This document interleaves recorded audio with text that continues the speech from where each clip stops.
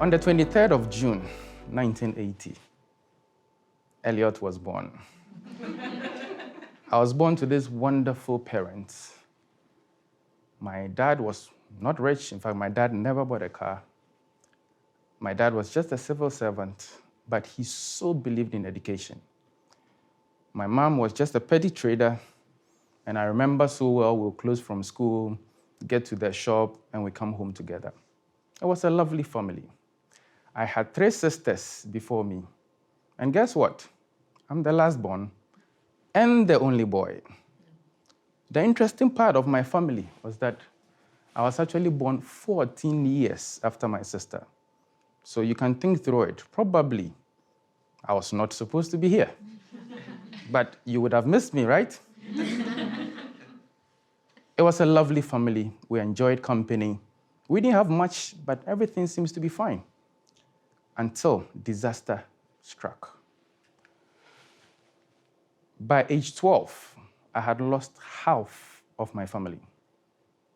I lost my sister when I was barely 10 years, the first sister. As if that was not enough, 6 months down the line, I lost my mom. That was difficult because my mom was not sick.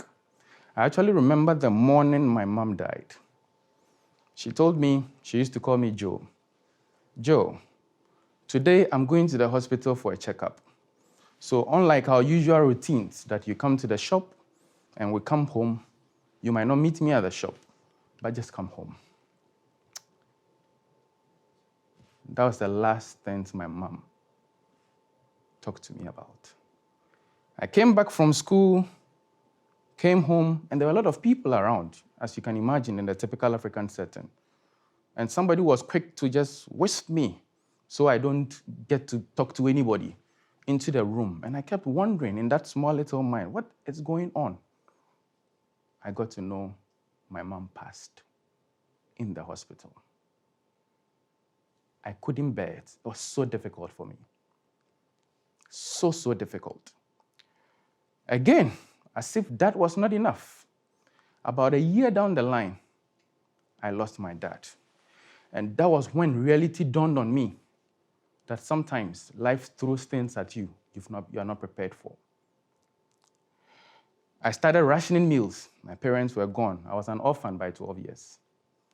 And I actually remember being called in front of an assembly. Guess what? I was owing school fees. It had never happened to me before because my dad would ensure my fees are paid on time. As I stood in front in my brown jacket I used to wear, because now I didn't have money to change uniforms too frequently, so I had this brown jacket I used to wear, people identified me with. The trick with that brown jacket was to keep my uniform as clean as possible because I didn't have enough to change. I stood in front with that brown jacket, looked down on everybody, and I actually remember how I had never been empathic. People year in, year out, semester or term in, term out, will stand in front. And well, it's them, it's not me. And guess what? Like Camara Phyllis Jones made us understand. Look at me now outside the restaurant. And then I began to appreciate what these people had gone through all this time. It was very difficult. But through it all, I decided that whatever it was, I'm going to try to be the doctor I told my dad I was going to be, whether he's alive or he's not, and my mom, whether they are alive or not. So I struggled through life. At a point, I was doing 3 jobs. I worked in the lab as a lab assistant, drawing samples before I even entered medical school.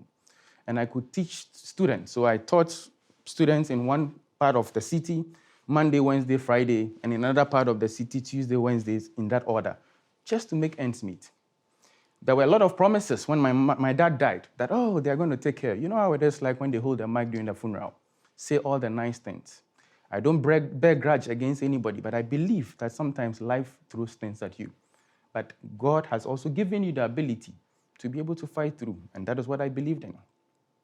So as hard as it was, I got admission into medical school. I paid the first half of my medical school from the work I had done before I entered by myself. I paid half, worked in the next semester to be able to pay the rest. I struggled through school, not having books and so on and so forth, but I decided to work hard. And guess what? It paid off. And I was adjudged the best overall medical student in my graduating class. I trained as a physician, and I realized there was a gaping hole in the kidney world. So, okay, let's try and be a nephrologist or a kidney specialist, you call it. Now, on return from South Africa, where I had my training, that was where I realized that there were big inequities in the management of non-communicable diseases, and for that matter, kidney disease in Ghana. And I presume most other African countries and probably greater part of the world. What is it to know all there is to do in terms of treating patients when they come to you and they can't afford? What is it with it that you are not able to help like you thought you could? And the worrying aspect was that each day, I signed more death certificates, probably, than discharge notes. That was too much for me to bear as a physician. Up to about half of my patients will die on admission. Those with discharge because there are no beds, who don't turn up for their next appointment, I can't count. But I'm going to tell you the story about Sara. Sara was this 17-year-old that I was called on a Tuesday morning, as usual on duty. I entered the emergency room. There was this young, beautiful girl. She was in blue tattered clothing. And indeed, I had the information that, well, she had come in with convulsions. And because of that, she had gone comatose and had tubes in her nostrils, in her mouth, and another tube to measure her urine. As a kidney specialist, I looked down at the urine bag to see whether there was any urine in. No urine at all. And the emergency physicians also added the fact that, well, ever since the admission all through the night, Sara has made no urine. I looked up at the monitor with the occasional beeps and noted that Sara's blood pressures were in the roofs. The long and short, Sara had end-stage kidney disease. I could hear her mother, Ajua Menu, I got to know, outside the emergency room, crying her lungs out. Sara happens to be her only daughter, and she's a widow. She was just a peasant farmer. She had no one to turn to, and she just couldn't help it. What more, she felt Sara was a smart girl, and Sara had promised to become a nurse in future. So there lied Sara, her future just slipping down her fingers. She couldn't help it, and I couldn't help it. My team were just distraught. There was absolutely nothing we can do about it. She's going to die if we don't dialyze her. She doesn't have the money. The system does not support people like Sara, who come from rural families, who are orphans, who probably, the dad died, who probably as orphans, as I was, I asked myself, if I was in Sarah's shoes, I could talk about school fees and all. That is not a matter of life and death. But Sarah's situation was a matter of life and death. We are messing on a nurse. If probably Sara had been alive, she would be a nurse. Sara passed on. And this is not a case in isolation.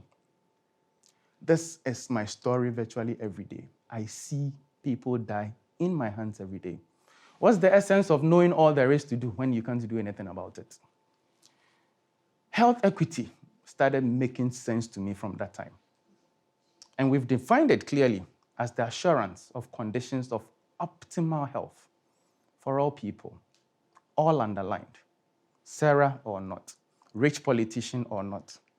Now the question is, think about it for a moment. Would the story have been different if both parents of Sara were alive? Would the story have been different if Sara was born in the city, had politicians as parents, and so on and so forth? It would be different. Now the question is, where did we go wrong as a country? Where did we go wrong as a people? That we've believed so much in the theory of meritocracy. He who has it should benefit from it. How about those who don't have? And don't get it wrong. People who have it are not working any harder than those who don't have. So who is speaking for these ones? And that is why we are here. I started this advocacy that I can't just sit and keep doing this. So it's strange. In fact, I keep hearing from my colleagues in the nephrology world, Elliot, are you now in the public health space? I go like, well, I don't know how to call myself, but there's something uncomfortable I was feeling in that consulting room, and I think I need to step out and try to stem the tide. I'm so privileged to be a part of the Atlantic Fellows for Health Equity because I want to help lead that change that I want to see. We have a theory of change that only if we could educate people, only if we could train the public health, the community health workers on how to pick some of these diseases, because like I mentioned, most of my patients will come in so late, over 75% of cases. The question is, they were somewhere before they got to me. Can we stop it from somewhere? And that has been actually that which drives me so much nowadays than just sitting in the consulting room. I have accepted the responsibility to enable others to bring up the change that we all want to see. And like it's been said, we can keep waiting for that Messiah, but trust me, there's Messiah in all of us. Wherever we are, that's something we can do to change the world. As fellows, we've come to the end of the fellowship year, but I believe it is actually the beginning as change makers in this fight against health inequity. And trust me, don't be deceived. Is it going to be easy? Not at all. It's going to be tough. Are we going to feel uncomfortable? Yes, and I guess some of you have started feeling uncomfortable already. But I think that is what we have been called into, and that is what we've been called to do. And that is why we are in this space. Now, together as Atlantic Fellows, together as the Atlantic community, together with all our constituents and wherever we find ourselves, I believe this world can be a better place. We have been equipped through the year on how to organize our people, build that power to be able to effect that change that you and I want to see. Can we do it alone? We can't, and that is why we need to distribute leadership. Trust me, that co-worker, that person you are working with is also a potential leader. You can only bring them to the table, and trust me, amazing work they can do if you give them the chance. So that is why we need to distribute this leadership. Like I mentioned, are there going to be challenges? Yes, there are going to be great challenges. But the point is that it's a choice we have to make. And if we make the right choices during those challenges, we'll get those outcomes we want to get to see. There are gross inequities all around us, health and others. The question is, what do we have in our hands now? You can underestimate the 5 loaves of bread and the 2 fishes you have in your hand now. But guess what? As the Bible says, you'll be amazed that can feed 5,000 people. You can underestimate the rod in the staff of the rod in the hand of Moses. But guess what? It can bring the Israelites out of Egypt. I don't know what you have in your hand, but I think we are so quick to underestimate what we have in our hands, and we keep looking over our shoulders for something bigger out there. You'll be surprised. There's nothing bigger out there. That which you have in your hand is just enough to start. And that is why we need to start now. The world is waiting on you and I to shine. And we cannot afford to fail this world. If we do, posterity will judge us. But I believe that with all the interactions I've had with you guys, I know there's that burning desire in all of you, and you can't fail. I ask all of us to be able to live the vision of Fitz. What did he teach us? That we should be able to identify the disparities in our localities, identify the disparities in the world at large, to be able to build leaders wherever we find ourselves, combat with all the strength we have, all these health inequities, and build the strong networks. We are of different backgrounds, of different occupations, but these networks are what he hoped for. Wherever he is, watching us now, trust me, I believe he is at peace, because that which he's been able to put together so far, and hopefully as we get more fellows down the years, chances are that we can change this world. Fellows, the decision lies in your hands, and that which you have in your hand, trust me, it is more than enough. Thank you very much, and may God bless us all.